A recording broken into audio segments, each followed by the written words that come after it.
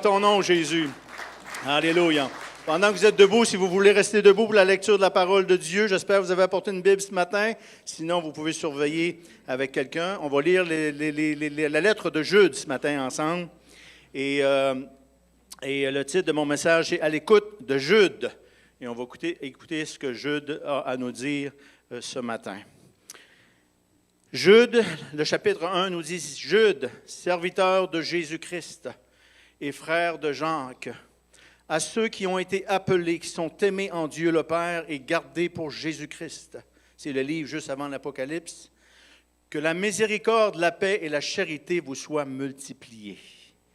Bien-aimés, comme je désirais vivement vous écrire au sujet de notre salut commun, je me suis senti obligé de le faire afin de vous exhorter à combattre pour la foi, qui a été transmise aux saints une fois pour toutes. Car il s'est glissé parmi vous certains hommes dont la condamnation est écrite depuis longtemps, des impies qui changent la grâce de notre Dieu en dissolution et qui renient notre seul Maître et Seigneur, Jésus-Christ. Je veux vous rappeler, à vous qui savez fort bien toutes ces choses, que le Seigneur, après avoir sauvé le peuple et l'avoir tiré du pays d'Égypte, fit ensuite périr les incrédules, qu'il a réservés pour le jugement du grand jour, enchaînés éternellement par les ténèbres, les anges qui n'ont pas gardé leur dignité, mais qui ont abandonné leur propre demeure, que Sodome et Gomorrhe et les villes voisines qui se livrèrent comme eux à l'impudicité et à des vices contre nature sont donnés en exemple, subissant la même peine d'un feu éternel. Malgré cela, ces hommes aussi entraînés par leur rêverie souillent pareillement leur chair, méprisent l'autorité, injurient les gloires. Or, l'archange Michel, lorsqu'il contestait avec le diable et lui disputait le corps de Moïse, n'osait pas porter un jugement contre lui qui soit injurieux, mais il dit que le Seigneur te réprime. Eux, au contraire, ils parlent d'une manière injurieuse de ce qu'ils ignorent. Ils se corrompent dans ce qu'ils savent, naturellement comme les brutes. Malheur à eux, car ils ont suivi la voie de Caïn. Ils se sont jetés pour un salaire dans l'égarement de Balaam. Ils se sont perdus par la révolte de Corée. Ce sont des écueils dans vos agapés, faisant impudemment bonne chère, se repaissant eux-mêmes. Ce sont des nuées sans eau, poussées par les vents, des arbres d'automne sans fruits, 2 fois morts, déracinés. Des vagues furieuses de la mer rejetant l'écume de leurs impuretés, des astres errants auxquels l'obscurité des ténèbres est réservée pour l'éternité. C'est aussi pour eux qu'Énoch, le 7e depuis Adam, a prophétisé en ces termes. « Voici le Seigneur est venu avec ses saintes myriades pour exercer un jugement contre tous et pour faire rendre compte à tous les impies parmi eux de tous les actes d'impiété qu'ils ont commis et de toutes les paroles injurieuses qu'ont proférées contre lui des pécheurs impies. » Ce sont des gens qui murmurent, qui se plaignent de leur sort, qui marchent selon leur convoitise, qui ont à la bouche des paroles hautaines, qui admirent les personnes par motif d'intérêt. Mais vous, bien-aimés, souvenez-vous des choses annoncées d'avance par les apôtres de notre Seigneur Jésus-Christ. Ils vous disaient qu'au dernier temps, il y aurait des moqueurs marchant selon leur convoitise impie. Ce sont ceux qui provoquent des divisions, hommes sensuels n'ayant pas l'esprit. Pour vous, bien-aimés, vous édifiant vous-même sur votre très sainte foi et priant par le Saint-Esprit, maintenez-vous dans l'amour de Dieu en attendant la miséricorde de notre Seigneur Jésus-Christ pour la vie éternelle. Reprenez les uns, ceux qui contestent, sauvez-en d'autres, en les arrachant du feu, et pour d'autres encore, ayez une pitié mêlée de crainte, haïssant jusque la tunique souillée par la chair.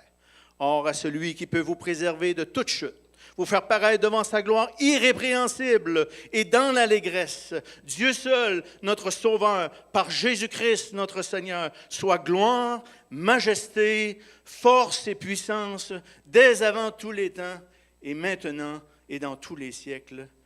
Amen. Seigneur, on te remercie pour ta parole qui est inspirée du Saint-Esprit pour communiquer un message en nos cœurs, et on te demande ce matin que cette puissance du Saint-Esprit puisse nous parler, Seigneur, nous affermir dans notre foi en toi, Seigneur, et que ton nom en soit glorifié.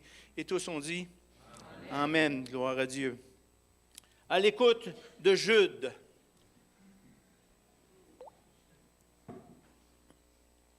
L'épître de Jude, elle, a été écrite par Jude, frère de Jacques. Il introduit l'épître en disant « Jude, serviteur de Jésus-Christ et frère de Jacques ». Jude de Jacques, on l'appelle aussi comme ça, on l'appelle aussi Thaddée ou Judas Thaddée dans certains textes. C'est un des 12 apôtres que Jésus avait choisi. Il serait en fait Judas, non pas l'Iscariote, dont Jean fait référence. Il dit Judas, pas l'Iscariote, il fait faire référence à Jude. Il serait devenu Jude par la suite pour éviter la confusion entre Jude et Judas, celui qui a trahi Jésus. Dans la liste des apôtres de Matthieu 10 et dans la liste des apôtres de Marc 3, on le nomme Thaddée. Il est également le frère de Jésus, ou plutôt le demi-frère, parce qu'il avait la même mère, mais pas le même père, puisque Jésus a été conçu par le Saint-Esprit. Et cette doctrine de la conception du Saint-Esprit par Jésus, elle est fondamentale, parce que si Jésus-Christ est Dieu, il n'a pas été conçu par un homme, mais il a été conçu par le Saint-Esprit. Matthieu 13, 55 nous rapporte ce que le peuple dit à propos de Jésus. N'est-ce pas le charpentier, le fils de Marie, le frère de Jacques, de José, de Jude et de Simon? Donc Jésus est le frère de Jésus. Jude, serviteur de Jésus-Christ, et son frère Jacques, également, a écrit un apôtre et s'est introduit comme serviteur de Jésus-Christ. C'est tous les deux des hommes humbles. C'est des hommes humbles parce qu'ils auraient pu profiter de leur notoriété, de leur frère, pour s'introduire. Il aurait pu dire Jude, frère de Jésus.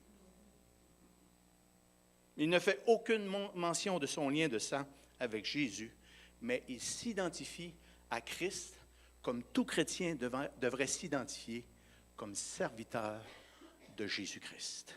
Jude, serviteur de Jésus-Christ. Serviteur de Jésus-Christ, voilà le titre qui nous convient ce matin. Peu importe ton rôle de l'Église, dans l'Église, que ce soit pasteur, diacre, enseignant à l'école du dimanche, dirigeant de louange, tu es premièrement serviteur de Jésus-Christ. Jésus, le roi de rois, est venu pour servir. À combien plus forte raison ses disciples sont-ils appelés à servir? Je note également que Jude est premièrement serviteur de Jésus-Christ, puis frère de Jacques. Cela pourrait être un indice que le premier dans notre vie devrait être Jésus. Jesus, numéro uno.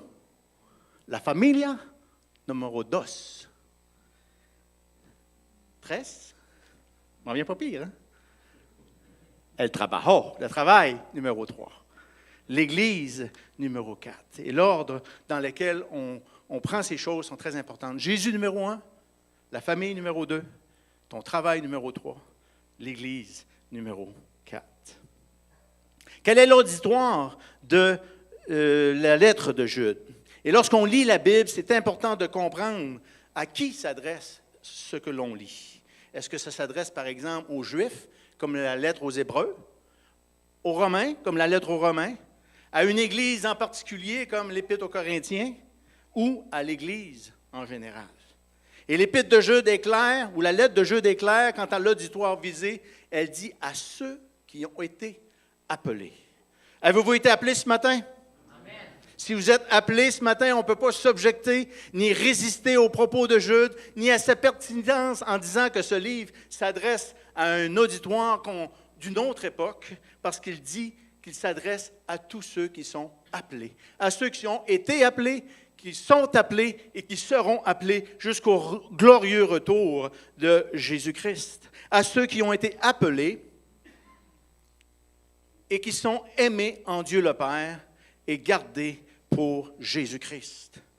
Ce matin, si vous êtes appelés par Jésus, cette lettre s'adresse à vous et il veut vous rappeler que si vous êtes appelés de Christ, vous êtes également aimés en Dieu le Père et gardés pour Jésus-Christ. Nous sommes aimés d'un amour pur ce matin. Nous sommes aimés d'un amour sans contrainte ce matin.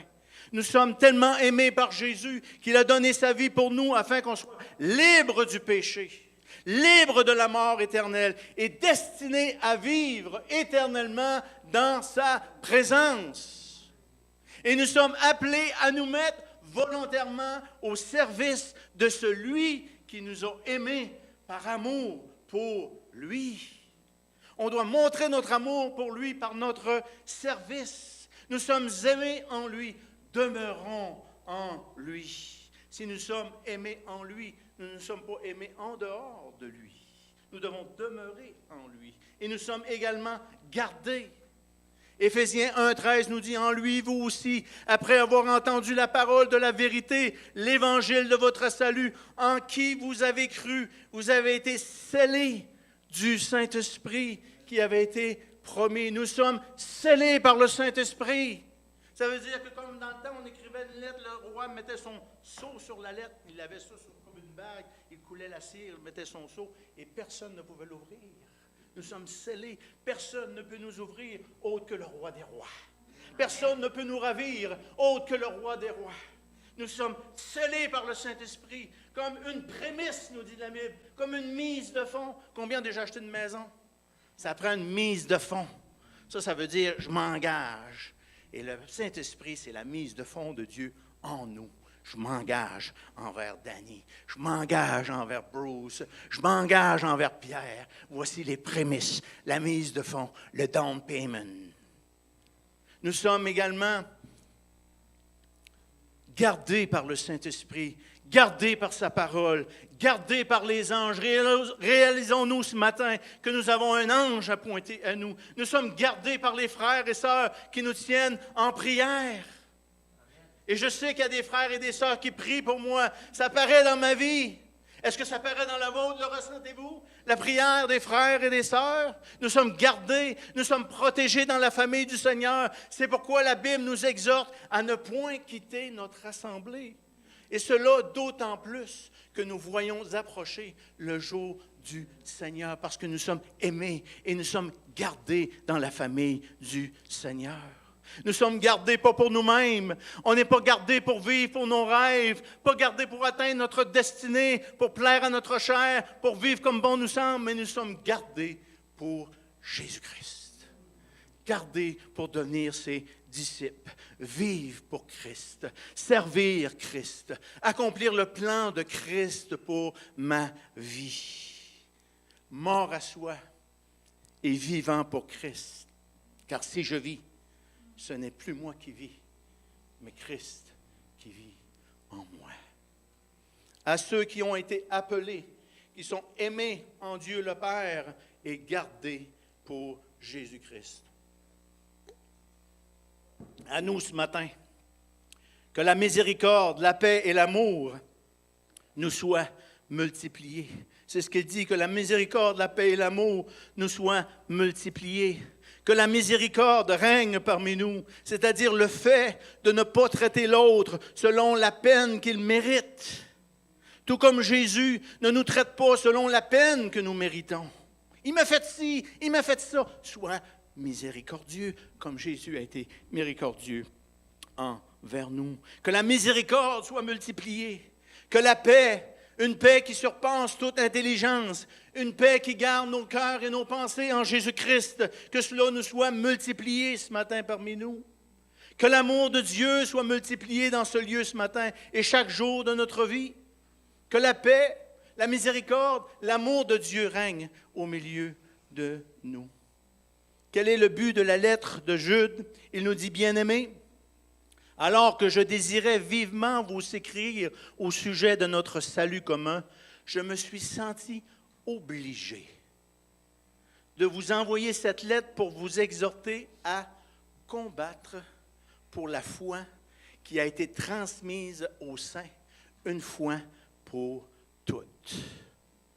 Alors que Jude s'apprêtait à nous laisser une lettre concernant notre salut commun, il s'est senti non pas enclin, non pas filet comme pour faire ça, mais il s'est senti obligé par le Saint-Esprit à modifier le thème de sa lettre pour exhorter tous ceux qui seront appelés, donc nous, à combattre pour la foi qui sera transmise? Non, pour celle qui a été transmise une fois pour toutes. Quelle foi? Combattre pour la foi transmise une fois pour toutes. Cette foi, ça ne fait pas référence à notre foi personnelle. J'ai foi que je vais être guéri, ou j'ai foi que cette fille-là va m'aimer, ou j'ai foi que ma femme va me laisser tranquille. Non, pas cette foi-là. La foi, c'est plutôt ce bloc de croyances que chaque individu doit recevoir et transmettre. aux éléments qui définissent ce que c'est d'avoir la foi chrétienne, aux éléments qui déterminent c'est quoi la bonne nouvelle, c'est quoi l'Évangile, c'est pourquoi qu'on vit pour Jésus. Et cette foi, elle n'est pas évolutive, elle n'est pas changeante, puisque selon le texte, elle nous dit cette foi a été transmise une fois pour toutes. Cette foi ne se reçoit pas nécessairement non plus en écoutant de la musique, même chrétienne, quoique ce soit bon d'écouter de la musique chrétienne. Cette foi ne se reçoit pas nécessairement en lisant des livres à propos de la foi, quoique ce soit bon de lire des livres à propos de la foi. Cette foi ne se reçoit pas par une expérience mystique, par un rêve, par une parole d'un prophète, quoique ce soit bon d'avoir des paroles de prophétie. Mais cette foi, transmise aux saints, une fois pour toutes, est reçue par la parole de Dieu. Elle est reçue par l'étude de la Bible. Dites la Bible. La Bible, la parole de Dieu. Par l'étude du Nouveau et de l'Ancien Testament et par l'interprétation des Saintes Écritures. Ainsi, la foi vient de ce qu'on entend. Et ce qu'on entend vient de la parole de Dieu. Ainsi vient la foi de mon évangéliste préféré. Ainsi la foi vient de l'apôtre. Ainsi vient la foi vient de mon téléviseur. Non, la foi vient de ce qu'on entend. Et ce qu'on entend vient de la parole de Dieu. Ce livre, il est rempli de sagesse. Ce livre, il est rempli de consolation. Ce livre, il est le miroir de l'homme pécheur. Ce livre est la révélation de Dieu pour nous. Ce livre est la révélation du Dieu puissant. Ce livre, il est rempli de sagesse. Ce livre est lampe à nos pieds. Il est lumière sur nos sentiers. Ce livre, il est source de salut. Cette parole, elle est vivante, elle est efficace, elle est plus tranchante qu'une épée quelconque à deux tranchants. Elle est pénétrante, partageant âme et esprit, jointure et moelle. Elle juge les sentiments et les pensées du cœur. Elle élimine les ténèbres, elle libère les captifs. Ce livre, sagesse de Dieu, source de foi qui traverse les temps. Combien aime ce livre ce matin? Ce livre, j'aime la Bible. La Bible est la parole de Dieu. Ce n'est pas un livre précieux, un livre inspirant, mais c'est le conseil de Dieu. Et c'est cette foi que nous devons recevoir et transmettre à la prochaine génération, comme les ancêtres nous l'ont transmis, comme des milliers de personnes sont mortes pour cette parole, la parole de Dieu. Dites la parole de Dieu. Aimez-vous la parole de Dieu ce matin? Amen. Quelle est donc cette foi transmise aux saints une fois pour toutes? Et là vient le secret.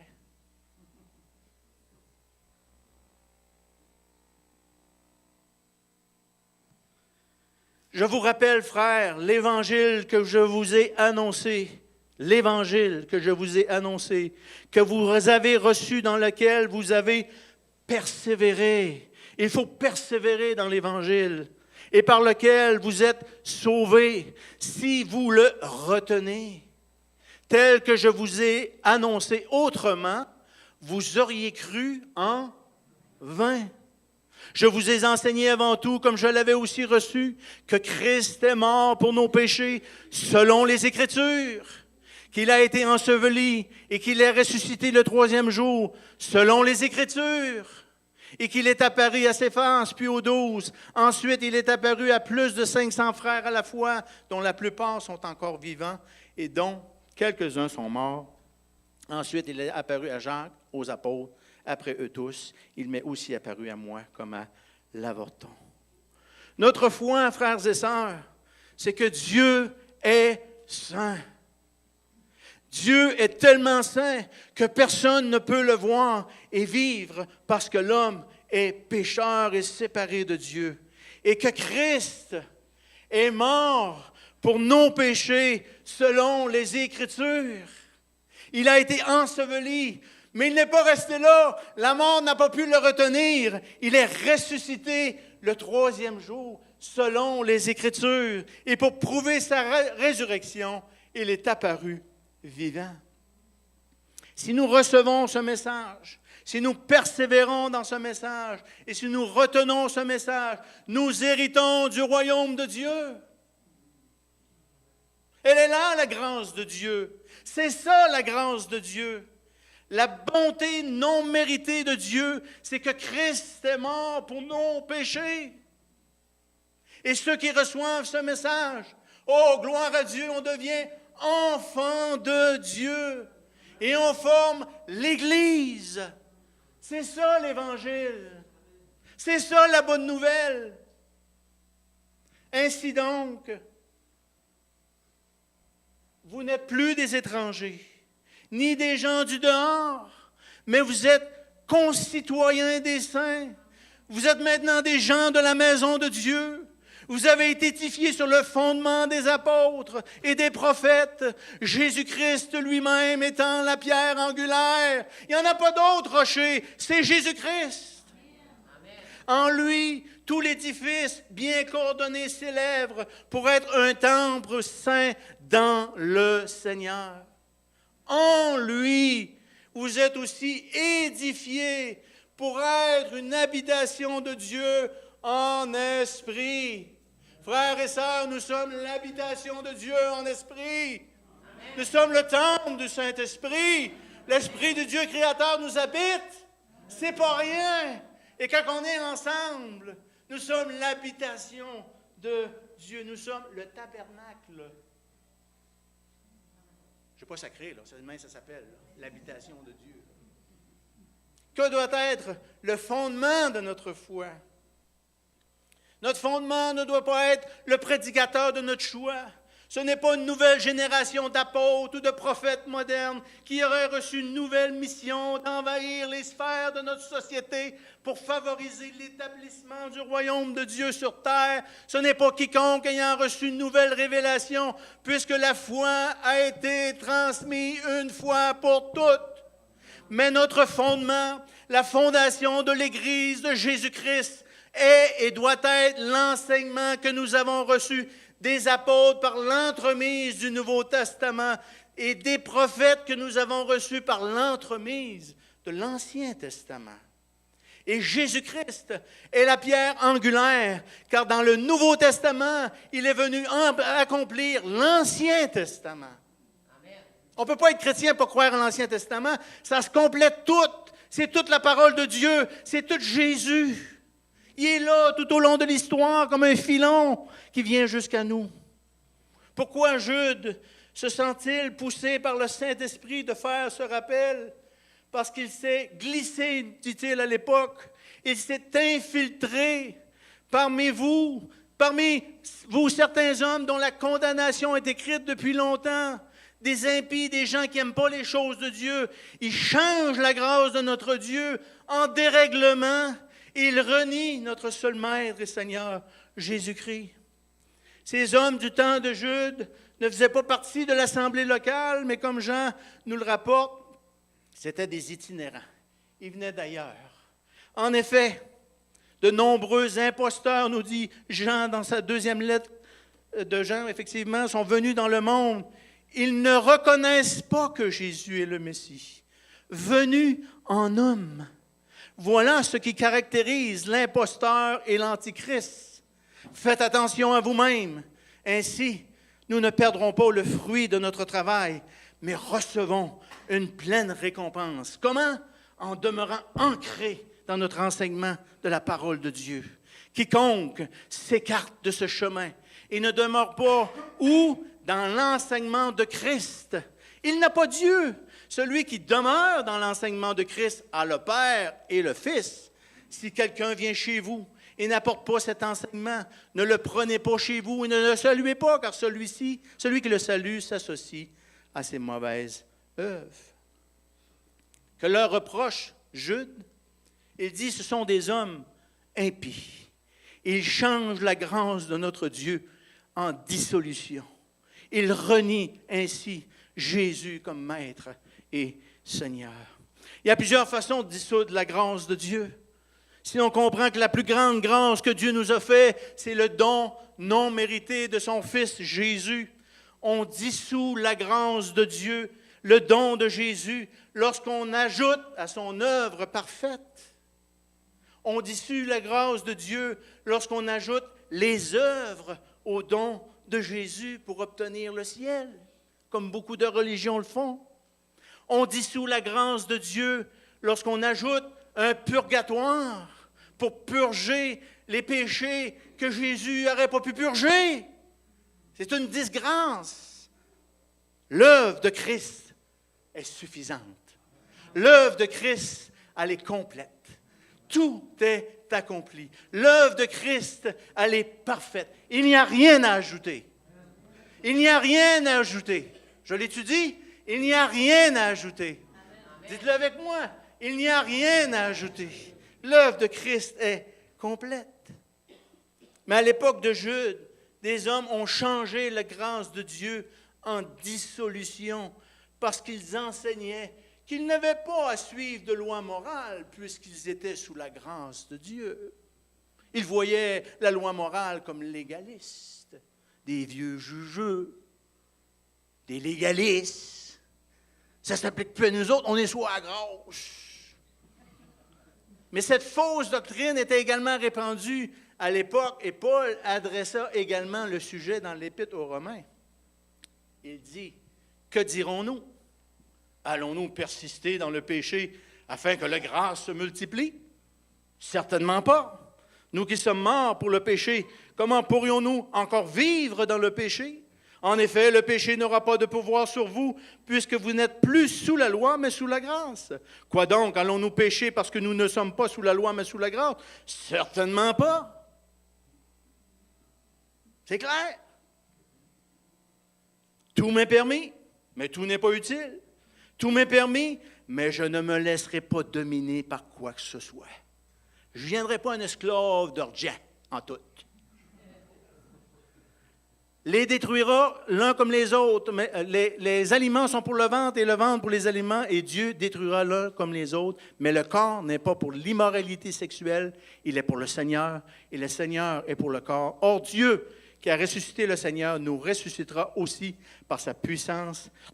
Ne savez-vous pas que vos corps sont les membres de Christ? Frères et sœurs, c'est à la liberté que vous avez été appelés. Seulement, ne faites pas de cette liberté un prétexte pour suivre les désirs de votre nature propre. Au contraire, soyez par amour serviteurs les uns des autres.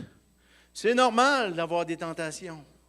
C'est normal d'avoir des tentations.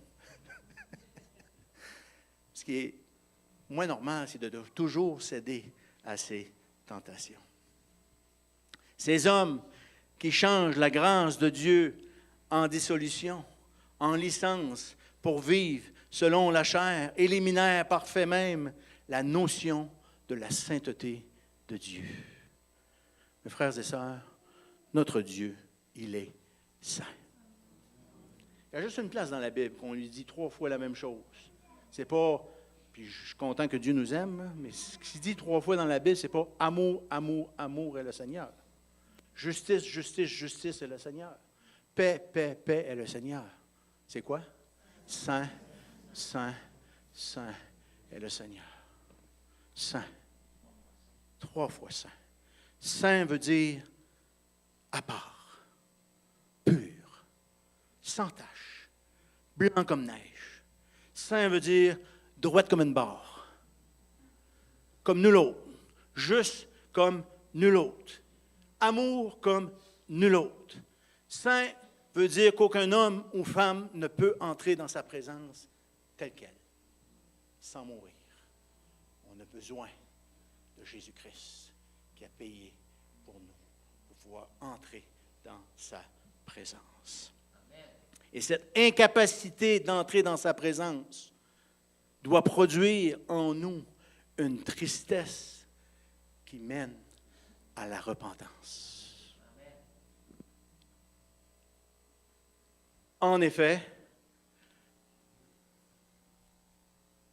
la tristesse, selon Dieu, produit une repentance qui conduit au salut et que l'on ne regrette jamais, tandis que la tristesse du monde produit la mort. 2 Corinthiens 7, 9 et 11.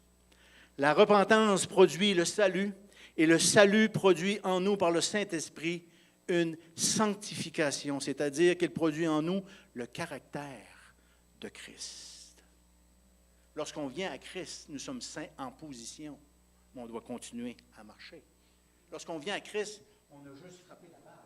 Il nous reste encore 3 baises à courir pour rentrer à la maison.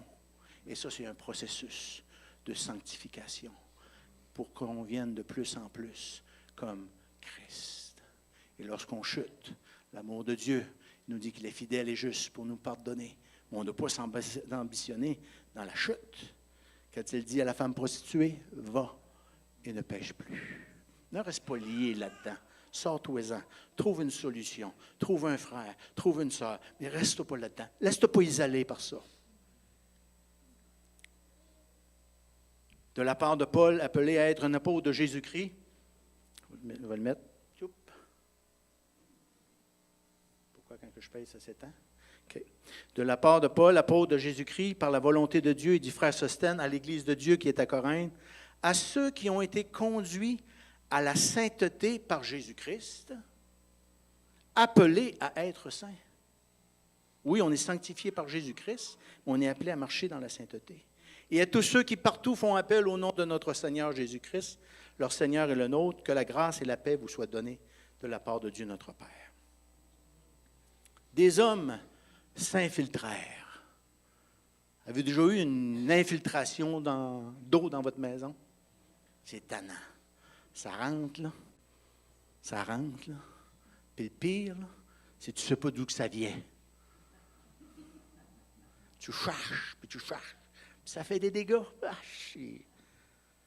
Il change la grâce de Dieu en dissolution, mettant de côté la nécessité de la repentance pour obtenir le salut et le travail du Saint-Esprit dans un processus de sanctification que chaque croyant doit marcher dedans afin que l'on devienne, par la grâce de Dieu, de plus en plus comme Jésus. Amen. Des hommes s'infiltrèrent. Et malheureusement, aujourd'hui, des hommes ou des femmes s'infiltrent via le web, via certains livres, via la télé, via même certaines conférences chrétiennes, où on met de côté la Bible, le fondement de notre foi, basé sur les prophètes et les apôtres. On la remplace par du divertissement, par la prospérité, par un évangile qui focalise sur l'homme et son désir normal de s'accomplir, plutôt qu'un évangile qui focalise sur Christ et ce que lui a accompli. À terme, Jude y voit un danger. Et il nous rappelle par des exemples de l'Ancien Testament et nous parle du sort réservé à ceux qui ont cru pour un instant, mais qui ne sont pas demeurés ancrés dans la foi réelle et sincère. Ils ne sont pas restés dans la mort et la résurrection de Jésus pour le pardon de leurs péchés. Et à terme, Jude y voit pour les croyants un danger de glisser. Il nous donne comme exemple les Juifs du pays d'Égypte qui sont sortis. Ils étaient le peuple de Dieu. Ils ont arrivé à un moment, Moïse monte, il est à la montagne consulter Dieu, et il revient. Et il s'était tourné vers un veau d'or. Et leur veau d'or, ils l'ont bâti avec quoi? Avec les bijoux, les choses du monde, les choses d'Égypte. Et nous devons faire attention, dans l'Église at large, de ne pas se bâtir un veau d'or avec les choses du monde. Ne pas laisser s'infiltrer les choses du monde qui pourraient faire de nous que nous nous détournons du vrai fondement de notre foi vers un autre fondement, vers un fondement où il n'y en a plus de parole, où c'est juste un livre précieux, mais que ce n'est plus autoritaire comme elle doit l'être. Jude décrit ces faux enseignants comme Des gens qui participent à l'époque à la Sainte Seine, mais au lieu de participer à cela en mémoire de ce que Jésus avait fait pour eux à la croix, ils en profitaient pour remplir le bédaine, pour manger. Parce qu'eux autres, à l'époque, ils ne prenaient pas juste un petit morceau de pain comme nous, puis une petite coupe. Là. Parce que tu dirais, Danny, on aurait encore faim, me semble. Là. Mais c'était un repas qu'ils faisaient, le repas du Seigneur. Ils en profitaient pour se nourrir plutôt que de reconnaître ou de se rappeler de ce que Jésus a fait. Il les appelle des nuées sans eau. Un nuage, c'est plaisant quand c'est gorgé d'eau. Hein? Ça vient, ça passe au-dessus de ton jardin, ça l'arrose. C'est bien fait. Le soleil plombe là-dessus, ça pousse. Mais il dit qu'eux, ce sont des nuées sans eau. Qu'est-ce qu'une nuée sans eau sert? Absolument rien. Elle se laisse promener par le vent et elle nous empêche de voir la lumière. Et ces hommes, souvent, ou ces femmes, focalisent sur eux et nous empêchent de voir la lumière. Le focus n'est plus sur Jésus, la lumière du monde, mais sur eux. Et en plus, il nous dit, ils sont poussés par les vents.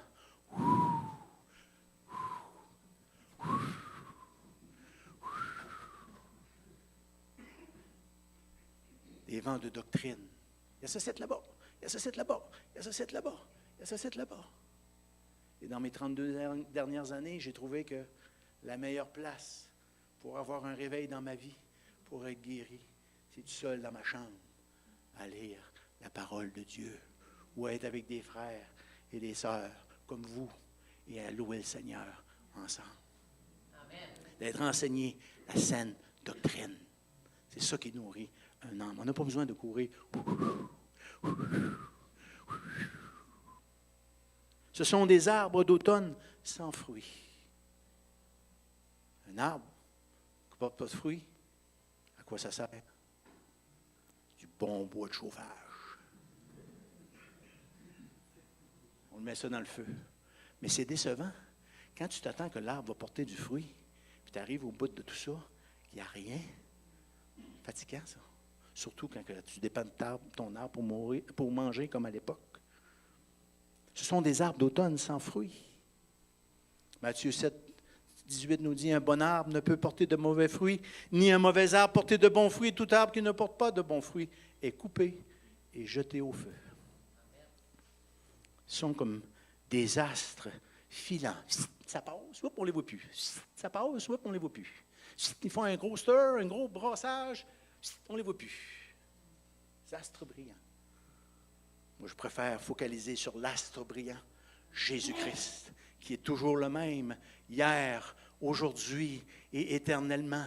Il ne change point, aucun nombre, aucune variation. Il est toujours le même. Car oui, bien que l'on n'aime pas l'idée, je nous rappelle qu'on doit faire attention à ces hommes, parce qu'il y aura un jour un jugement. C'est aussi pour eux qu'Énoch, le 7e depuis Adam, a prophétisé en ces termes. Voici que le Seigneur est venu avec ses saintes troupes pour exercer un jugement contre tous et pour faire rendre compte à tous les impies qui sont parmi eux de tous les actes d'impiété qu'ils ont commis. Toujours mécontents, ces hommes se plaignent sans cesse de leur sort, marchent suivant leurs désirs, ils tiennent de grands discours, ils flattent les gens par motif d'intérêt. Et Jude, devant ces hommes, nous met en garde. Il dit, verset 17, « Quant à vous, bien-aimés, » vous avez entendu, là? Il y en a qui infiltrent, mais quant à vous, bien-aimés, souvenez-vous de ce que les apôtres de notre Seigneur Jésus-Christ ont annoncé. Souvenez-vous de la Bible. Il vous disait qu'à la fin des temps, il y aurait des moqueurs qui vivront en suivant leurs désirs impies. Ce sont ceux qui provoquent des divisions, sont dominés par leur nature propre et non par l'esprit. 2 Timothée 13 nous dit, en effet, un temps viendra où les hommes ne supporteront pas la saine doctrine. C'est quoi la saine doctrine? Dieu est saint, nous sommes pécheurs, Jésus-Christ est venu pour mourir pour nos péchés, mais il n'est pas seulement que mort, il est également ressuscité. C'est ça la sainte doctrine, et bien d'autres conseils de la parole de Dieu, évidemment. Sachez avant tout que dans les derniers jours viendront des moqueurs pleins de railleries. Ces hommes vivront en suivant leurs propres désirs, nous dit 2 Pierre 3, 3. Et si ces dangers étaient présents à l'époque, je crois qu'ils se sont multipliés à la nôtre. Vous avez de l'air sérieux un matin.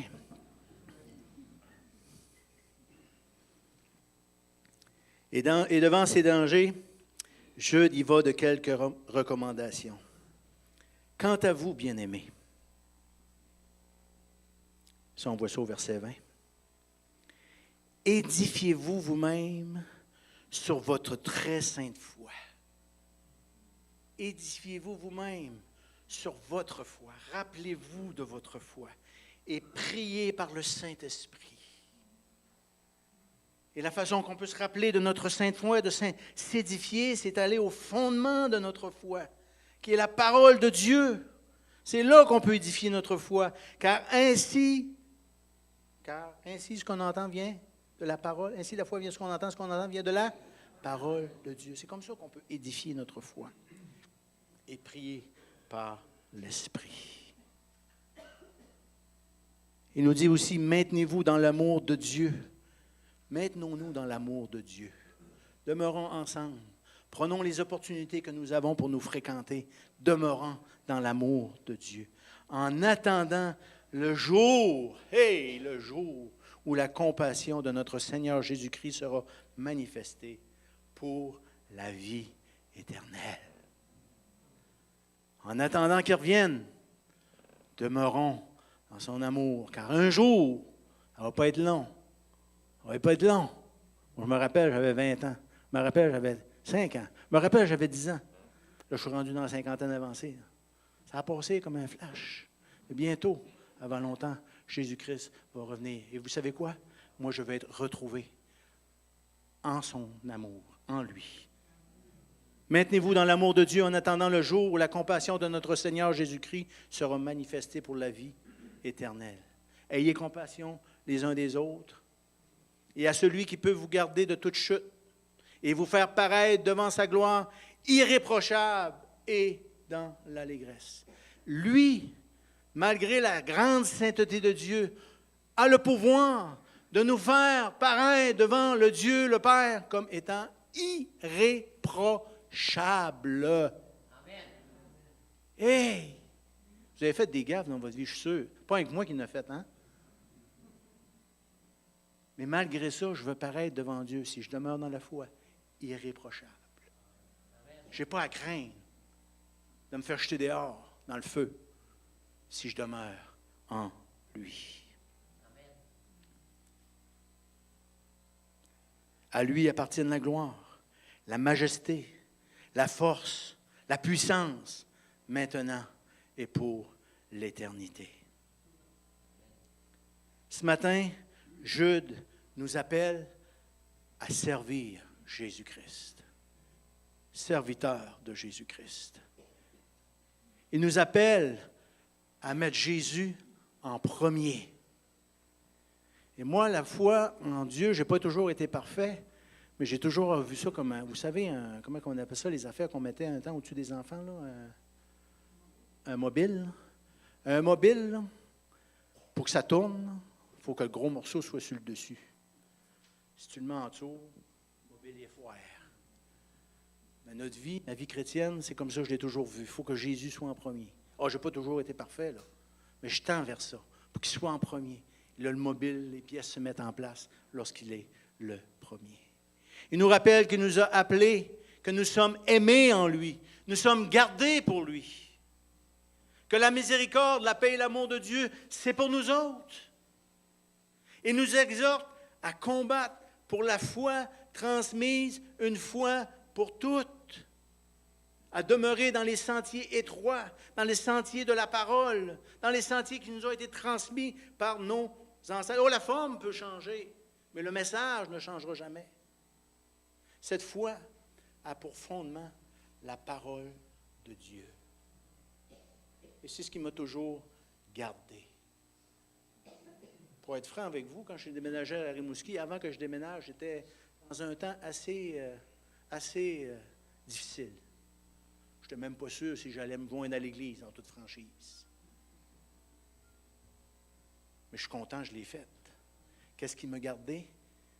C'était la parole de Dieu, l'amour des frères, le fait que vous priez pour moi, le fait que vous m'encouragez, le fait que j'ai trouvé ma place. Et ça, c'est disponible pour chacun d'entre vous à l'intérieur de la famille de Dieu.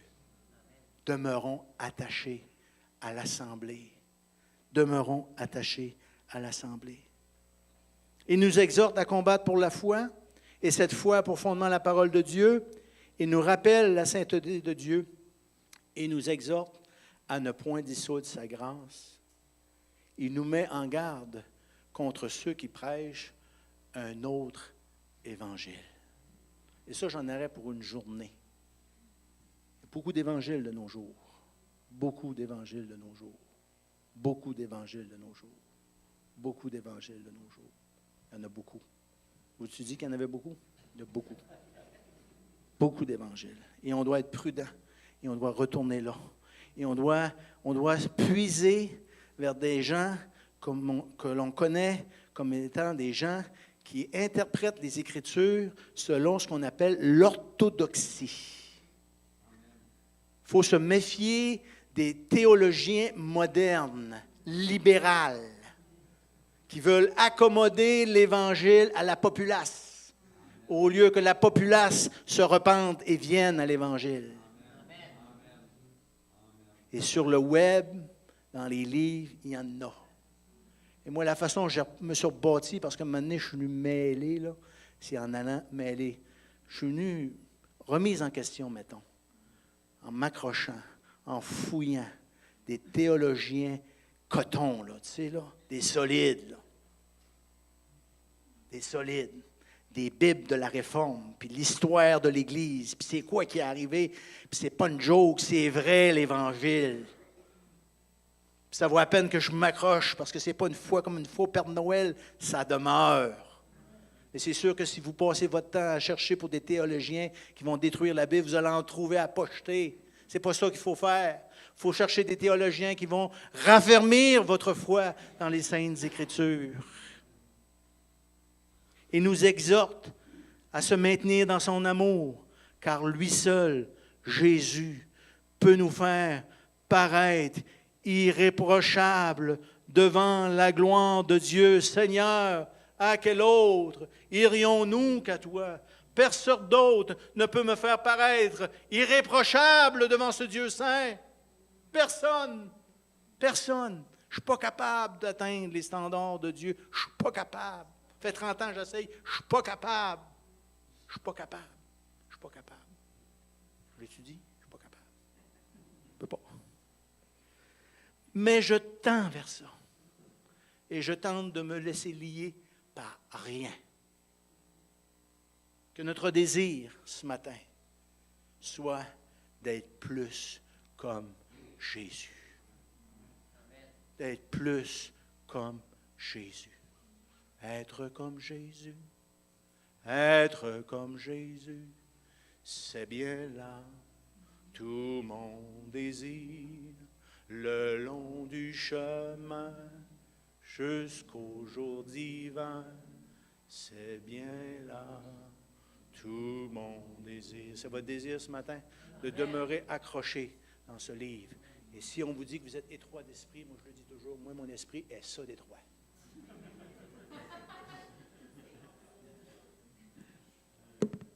Les musiciens, si vous voulez vous avancer.